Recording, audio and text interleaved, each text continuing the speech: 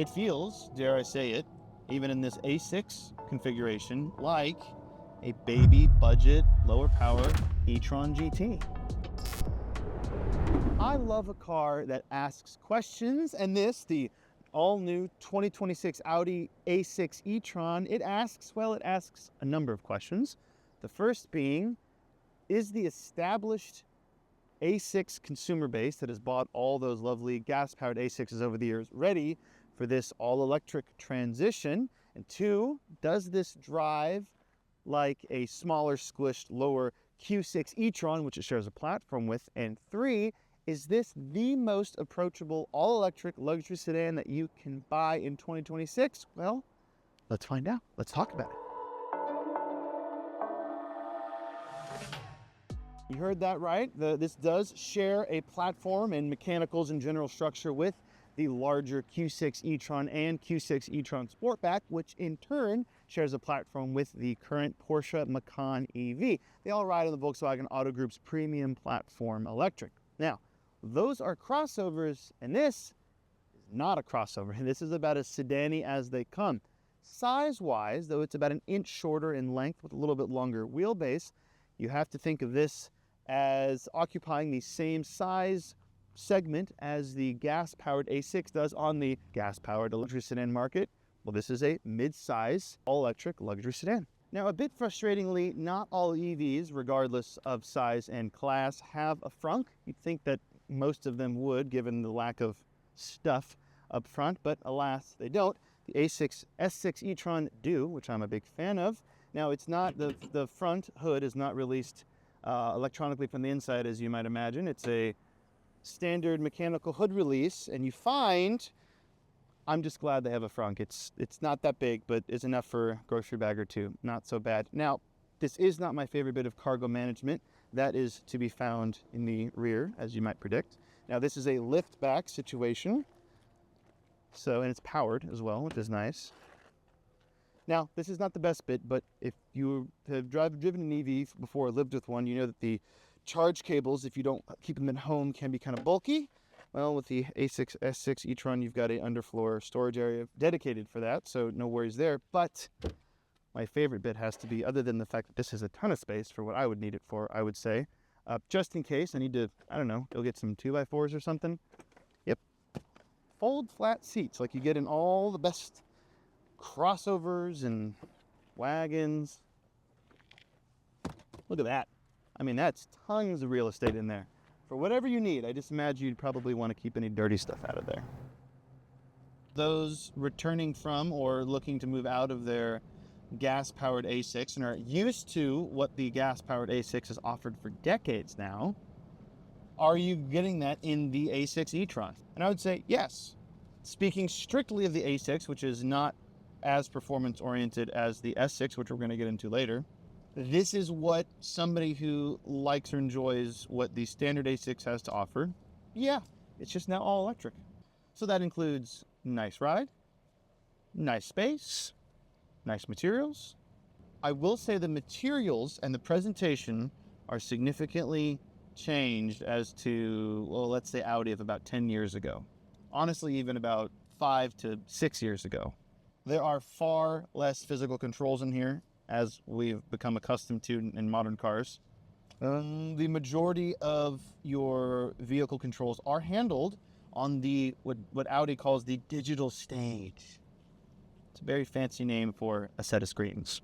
So you've got a standard 11.9-inch driver display, OLED, and you've got this standard 14.5-inch center infotainment. And for passengers, if you want to keep them occupied, you have an optional 10.9-inch passenger display. When somebody's sitting here, they can futz with, YouTube, they can play some games, check all the apps, look at driving information. It's pretty nice. It's pretty clear and quick, which some of these optional passenger systems are not. And it's also got an active shutter system on the display. So while you can watch a YouTube video here, and if I'm parked or I'm sitting at a light, I can look over and see it. The second my foot leaves the brake pedal and we start inching forward, a active shutter on the display turns on and I can't see a darn thing on that screen. You can still hear the sound, but I can't see anything. Seems kind of restrictive, but it makes total sense. You don't want to be watching a YouTube video while you're driving. I mean, you might want to, but you don't want to do that. Come on. Audi has always relied on plastics for the interior. That's never not been the case. Overall, this is a very digital experience and presentation, as is the case with most modern EVs. Both this A6 e-Tron and the hotter S6 e-Tron chug electrons from the same 94.4 kilowatt hour battery pack. Even the base rear-wheel drive single motor variant, which I've not driven yet, I don't think I will on this program at this moment, does have 375 horsepower and a 0 to 60 time of 5.2 seconds. That's pretty good. And returns a maximum of 392 miles of range if you equip it correctly. But we are in the dual motor A6, which is colloquially known as the Quattro. It's got all-wheel drive. So, the all-wheel drive is great. But what I really like is the fact that it also adds a decent chunk more horsepower.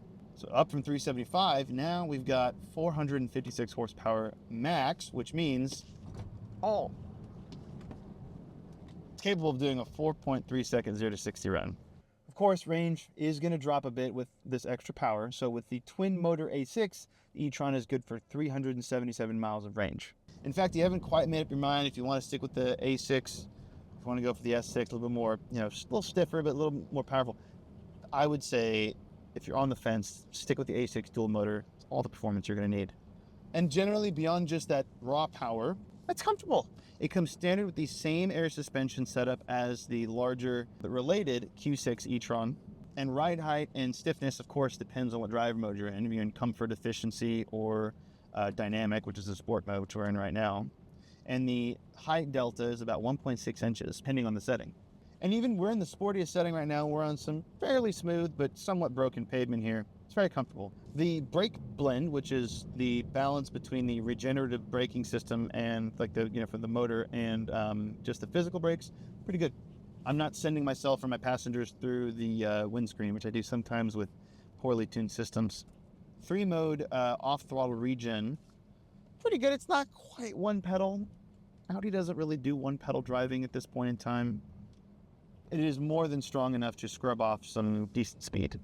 But yeah, handling-wise, it feels like your average premium EV. It's nice. I have to say, car to car, I prefer this over the Mercedes EQE, frankly. I like it. I will say this is one of the more compelling Audi electric products I've driven in a while.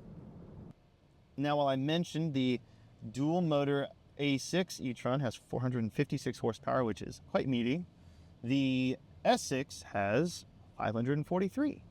And more is usually better. So how does this extra horsepower translate to real-world driving? Well,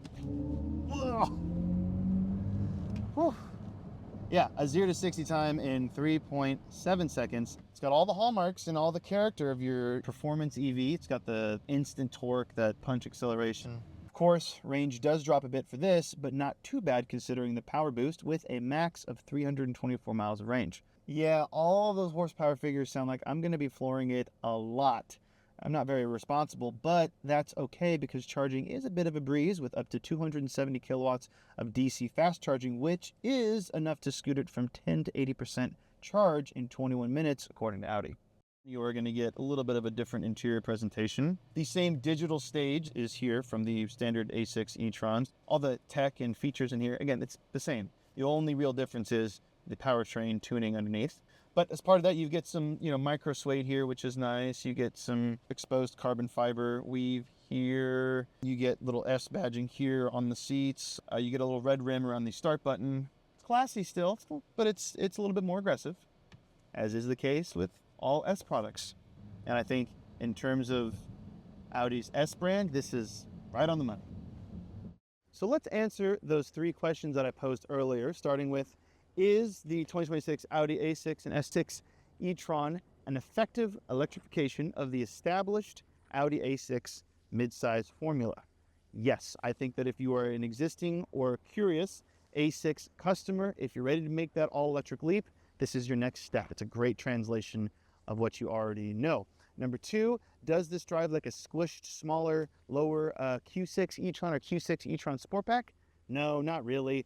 You can feel some of the same componentry there, and the way the kind of the chassis is set up and everything, but no, this is its own unique, distinct driving experience, and it's better for it.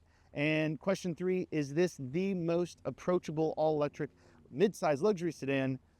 Well, it's up there. I really like the way that this thing drives. It's got great power, it's got really solid range, good charging speed, and most of all, I think from a livability perspective, that lift back with those full flat seats, excellent. On a daily basis, I can imagine that this thing is phenomenal. Now, I'm excited to get back out there and drive a little bit more. I'm going to have some more to say, and I'm going to put them in my full review, which you can read at Cars.com/news.